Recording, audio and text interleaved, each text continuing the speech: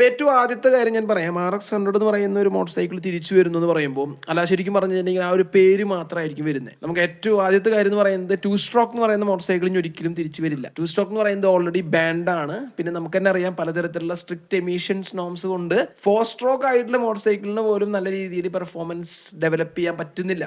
കാരണം 4 സ്ട്രോക്കിനടക്കം വളരെ വലിയ എമിഷൻ കട്ടുകൾ, വളരെ എന്താ പറയുക, മൊത്തമായിട്ട് 4 സ്ട്രോക്കിന് വരെ ഒരു പവർ ഡെലിവറി എന്ന് പറയുന്ന രീതിയിലേക്ക് എത്തിക്കാതിരിക്കാനുള്ള കാര്യങ്ങളൊക്കെയാണ് നടക്കണത്. അത് തെറ്റ് പറയില്ല, ഓരോ കാലഘട്ടത്തിനനുസരിച്ചിട്ടും നമ്മുടെ സസ്റ്റൈനബിലിറ്റി എന്ന് പറയുന്ന റീസൺ കൊണ്ട് ഇങ്ങനെ അപ്ഡേറ്റ് വരുമ്പോൾ എമിഷൻ എന്ന് പറയുന്നതും അതേ രീതിയിൽ തന്നെ കൊണ്ടുവരും. ഇനി നമ്മൾ പറയാൻ പോകുന്നത് യമഹ ഒഫീഷ്യൽസ് ഈ പറയുന്ന RX-100 വരുമെന്നുള്ള കാര്യം കൺഫേം ചെയ്ത് പറഞ്ഞിട്ടുണ്ട്. അപ്പൊ ആ പറഞ്ഞതിൽ കുറച്ച് കാര്യങ്ങളുണ്ട്. ഏറ്റവും ആദ്യത്തെ കാര്യം എന്ന് പറയുന്നത് ഒരിക്കലും RX-100 എന്ന് പറയുന്നതിന്റെ പേര് നശിപ്പിക്കില്ല എന്നുള്ള കാര്യം യമഹയുടെ ഒഫീഷ്യൽസ് ഇന്ത്യയിൽ പറഞ്ഞിട്ടുള്ള കാര്യമാണ്. പിന്നെ അവർക്ക് തന്നെ നല്ല ബോധ്യമുണ്ട് 2 സ്ട്രോക്ക് ആയിട്ടുള്ള മോട്ടോർ സൈക്കിളിന് 4 സ്ട്രോക്ക് ആക്കി എടുക്കുമ്പോൾ അതിൻ്റെതായിട്ടുള്ള പരിമിതികൾ ഉണ്ടെന്ന് അറിയാം. അതുകൊണ്ട് തന്നെ കൊണ്ടുവരുന്ന മോഡൽ ഒരു എബവ് 200cc ആയിട്ടുള്ള ഒരു മോഡലായിരിക്കും. കാരണം ഒരു എബവ് 200cc ആയാൽ മാത്രമാണ് നമുക്ക് ആ ഒരു RX-100ന്റെ ആ ഒരു പവറെങ്കിലും ഡെവലപ്പ് ചെയ്യാൻ വേണ്ടി സാധിക്കുള്ളൂ.